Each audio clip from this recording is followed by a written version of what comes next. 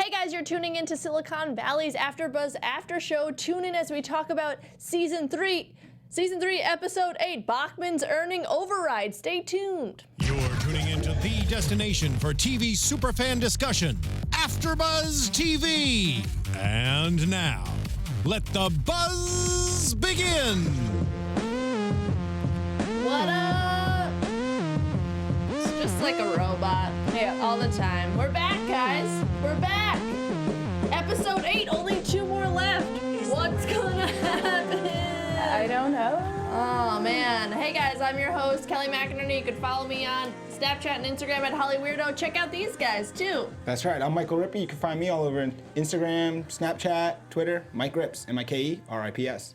And my name is Quinn Scillian. You can find me on Twitter at Quinn Scillian. Is your hair pink? Yeah, it's just chalk, though. It was for Pride. Oh. Happy Pride, everyone. Nice. Happy Pride. Woo! Heavy Erlich episode, right? Heavy Erlich episode. I guess before we get into his story, let's just talk about the jacket story with the Jared, Guilfoyle, Dinesh. Yeah, this was one of those things that like seems like no big deal and then all of a sudden has like really big repercussions. Like we weren't really ready for this jacket to actually like matter. off. Yeah, I mean like we just thought it was gonna be like a silly like, you know, B-side for like Dinesh and Guilfoyle, as things always are for Dinesh and Guilfoyle. I loved that people took notice of him and wanted pictures of because Guilfoyle tried to wear it to embarrass Dinesh. And it actually turned around. Like, people were like, oh my god, I love Pied Piper. And then it backfired on Dinesh. Yeah. I feel like Guilfoyle and Dinesh are just so obsessed with each other. Like, so Absolutely. obsessed. Like, Guilfoyle's like, I'm the Unabomber. Like, I will take you down with me. Like, I will go down with you if it means taking you down. Like, that's a certain level of, like, caring about someone. Do you know what I mean? But it always ends up somehow that, like, Guilfoyle is winning the tag team battle, and somehow Dinesh is always kind of, like, losing. Because Yeah, you're right. Guilfoyle always cares less. And He that's does. how you win, by just caring less. Yeah. Dinesh And always thinks he's being smooth, and then really he's the one looking silly. I want Dinesh to win one day, though. I feel bad. He's become the saddest one of them all, I feel like. Yeah. I think you're right. Jared's sad, but he's so optimistic. Jared is Yeah. like a star almost, I feel like. Jared was sad, and now I almost look at Jared and like, everything he does is awesome. He's got the girls, he made the jacket. Yeah, That's a that's hit. the thing, is that like Jared is like sad in the way that all of us on the outside are looking at being like, oh my god, his life is so sad, but he doesn't know that. Yeah. So he's just living in this like ignorant bliss of just like being like, yeah, like all these good things just kind of falling into his lap, and we're just like, yay, he's getting a win. I just want to live like him, like with his sunny disposition on everything. Still always think about that stuffed animal quote from like last episode, 2 episodes ago. So funny. But it was funny because CJ called Erlich saying, I've got some ugly details about Pied Piper. Turned out just to be about the jackets. And of course, Erlich thinks it's about big stuff and him and how it's all gonna come falling down, and then it's just about 3 jackets, which we find out at the end, which is interesting. I didn't know what the details were going to be, but I guess we should have put it together because she's like, ugly details. And like the beginning they were like, that jacket's so ugly. But it's just so, like, ugly is a common word. Exactly. I mean, we weren't going to put 2 and 2 together, but I'm just saying in hindsight. Do you guys think it was an ugly jacket? Of course, it was good. Yeah. You know what's funny? Honestly, I kind of liked it. Except, do you guys But it's notice? ironic, you know? It It's is like, ironic. yeah. The sides had like rats. I didn't Did see you guys that. notice that? Rats? I thought it looked like there was rats on each side. I mean, tell us what you guys saw with the jackets out there and maybe in the comment section. Because I thought it was lined with rats. I didn't understand, but it looked like rats. You have to Are you sure it wasn't the hat? Like the Pied Piper hat? No, I looked think weird? And it just it looks... might have been the logo on the side, Where's but your it just... You're not wearing your swag today. Not today. Oh, okay. It reminded me... it just kept reminding me of the Mathletes jackets from Mean Girls. Oh, yeah. Those weren't that bad, with the though. leather sleeves. Yeah. But let's talk about the big story. So Richard is looking for a PR person, but there's some rumors that somebody sold their shares. So wait, is Pied Piper still good? And of course, Richard, he deduces basically that it's Monica, they think. Well, I'm happy that came back around because, like, she really didn't like the original platform, and she kind of held her tongue, and they went ahead and went, you know, they released the beta version of it as the real version, obviously tweaked it and stuff like that, but like they went ahead with it. So like I wasn't really sure, you know, with Monica's distaste for like the original kind of interface or whatever. If that was going to be the end of that, but it obviously came back around here. Interestingly enough, this episode felt like the most successful episode of the season for them because I feel like they're killing it at this point right now. Outside of Bachman's issues where he's sold his shares and he's getting ripped off by Lori and whatnot, but they're like the toast of the town. They're doing all the interviews. Yeah, that's why it's a good episode because not much happened in this episode. It was more just kind of like reaping the benefits of the success they've had in the last couple of episodes. But also you see how a business works and how some people fight dirty, like Lori, who's like, okay, I know how much to charge him, and I'm not going to charge him that much. Not a penny more. Yeah. Literally exactly Get you his out of debt. That's it. And she's basically in control of the board. So she mean. just makes it, ruthless. We know that she's a robot, but that is cold-blooded, man. Like the metal that she's made out of. Right, exactly. And again, though, somehow Erlich is going to win, in a sense, because he did all the things he did. He loses his share of the company, and now he's back in as the CEO. I kind of like that, though, because, even though he's an asshole and stuff, you could still see that he has a heart, and especially in this episode where he kind of sacrifices himself because he thought the ugly dirt or whatever was about him. So he just writes a tell-all, just saying he's the dumbest man in tech, just to save Pied Piper's ass. And I feel like... And he's in his unicorn. Yeah. It's so nice of him, He's very full of himself, but he knows what's important. Yeah. I mean, he did kind of luck out in the fact that, like, he was just, like, he was running this incubator or whatever. He happened to land Pied Piper and was just, like, stuck with them for so long that, like, they were just, like, kind of had to throw him a bone. Because, like, in a part of this episode, I was just like, man, like, Richard's kind of throwing Erlich under the bus a little bit. Like, it's weird. He didn't really have any, like, sympathy for him, like, in the middle chunk of this episode. And I was like, that's kind of weird. And then, like, it kind of turned around. So it's just like, and now he gets to work for this great company. The only problem is now he actually has to work. Yeah. I mean, he's gonna weasel out of that. I don't know. I feel like he'd be a great PR person. No, absolutely. He's great all the time, even when he wasn't. You see him even at the start of the episode in the Bloomberg interview. I mean, he's commanding the interview, and he can speak well. And clearly, Richard even mentions he doesn't like doing the interviews and being the face of the company. So that's a perfect position for Erlich, but it's interesting because he likes to make it about himself all the time, and now he's gonna have to actually make it about Pied Piper and the company.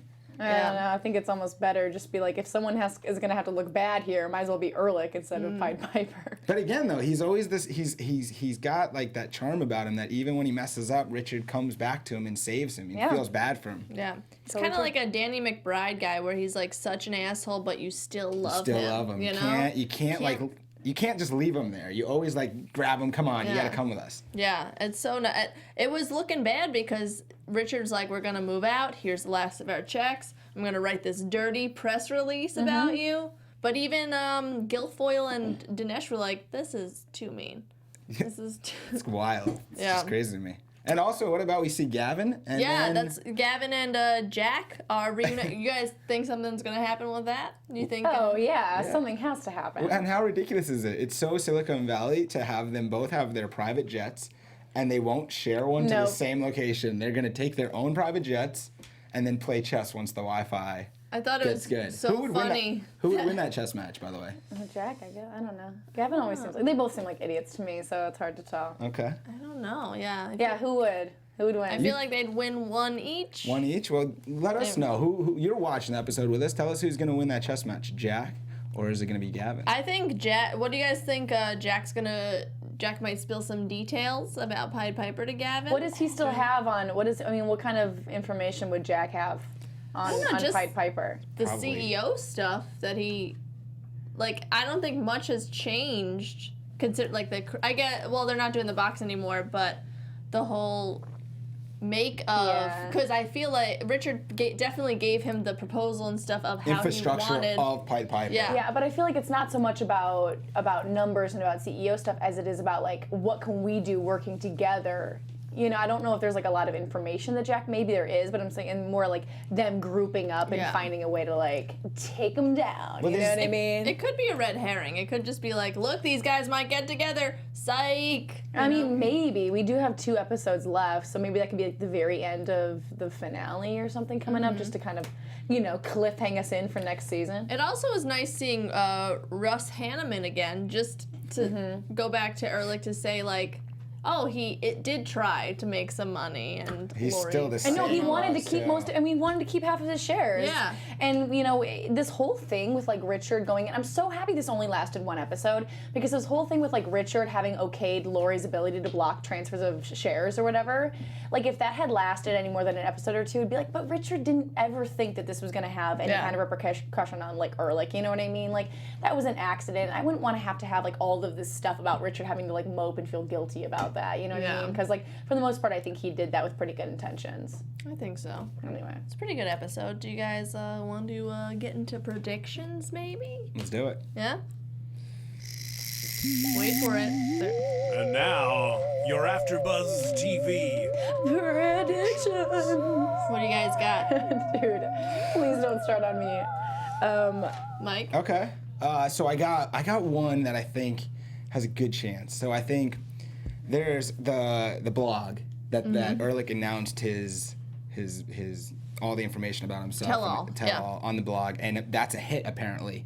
They're getting tons of views, and I think Erlich owns half the blog. He does, yeah. And I don't think anyone knows about that, so I think that's going to be such a successful piece, and he's going to make money from that, and that's going to spin off to Richard and the others being not jealous, but like, we just brought you back, and now you're making money on the blog and us, and they're going to feel like that's not cool, and that's going to spin off a whole nother situation, or maybe the blog is even going to take off even more somehow.